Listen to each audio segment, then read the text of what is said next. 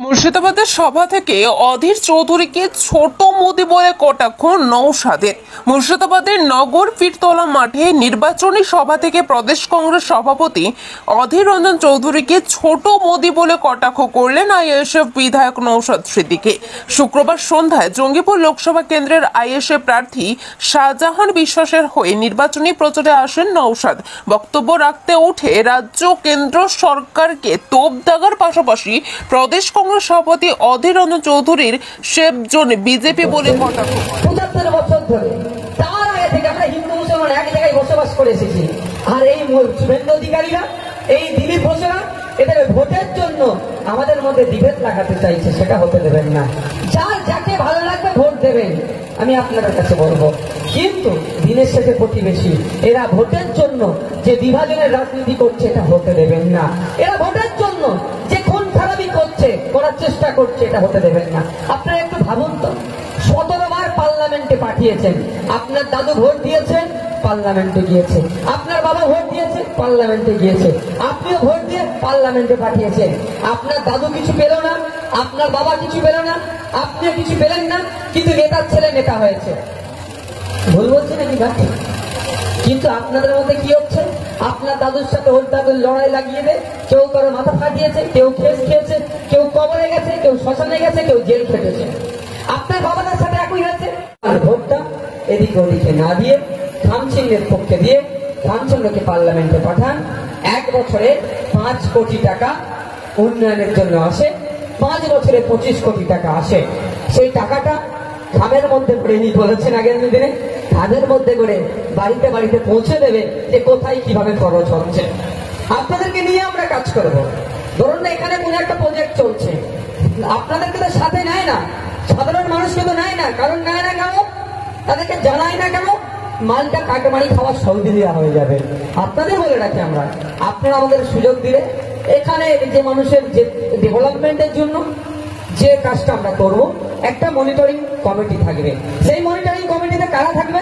আর 5টা যেমন রাজনৈতিক দলের লোকেদেরকে রাখবো, সাথে সাথে এলাকার সাধারণ মানুষকেও রাখবো। তারা দেখে নেবে যে 3 লাখ টাকার প্রজেক্ট হচ্ছে, কি 5 লাখ টাকার একটা প্রজেক্ট চলছে, কি 1 লাখ টাকার একটা প্রজেক্ট হচ্ছে। এই 1 লাখ টাকার কাজ হচ্ছে না হলে কাটমানি চলে যাচ্ছে। আপনারা কি করবেন? সেটাকে দাঁড়িয়ে থেকে দেখে নেবেন। কোনো কাটমানি আমরা খেতে দেব না। আপনাদের মাথায় থাকা দরকার।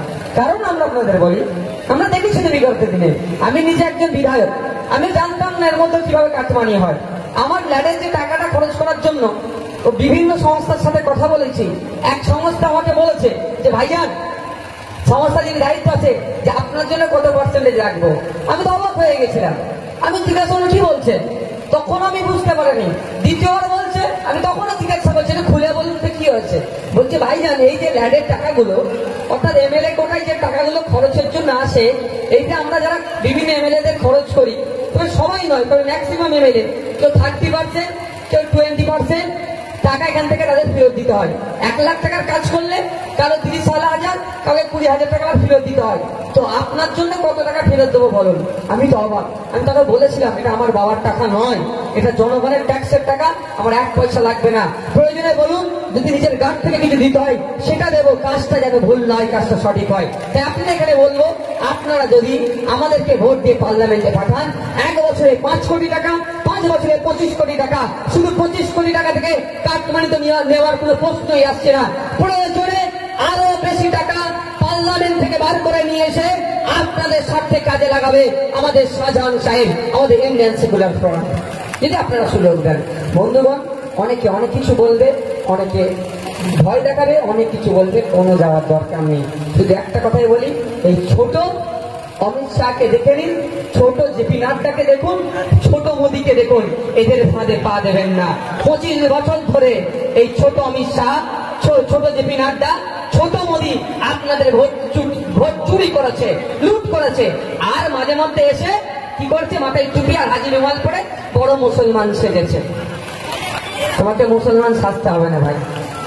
ভোটের সময় এসে তিলক কেটে মাথায় টুপি দিয়ে হিন্দু মুসলমান সাজতে হবে না ভাই আমার।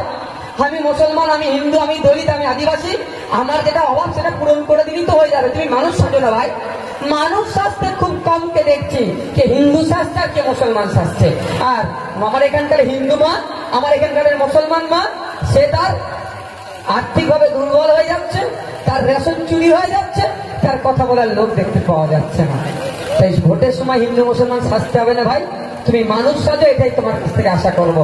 তাই ভাই যারা উপস্থিত হয়েছেন আপনাদের বলবো, অনেকে ভাবছেন বিজেপির অত্যাচারে, অনেকে ভাবছেন যে তৃণমূলকে ভোট দেব বা বিজেপি এসে যাবে, বিজেপিকে আটকাতে হবে, বিজেপি বিভাজনের রাজনীতি করে, অনেকে ভাবছেন।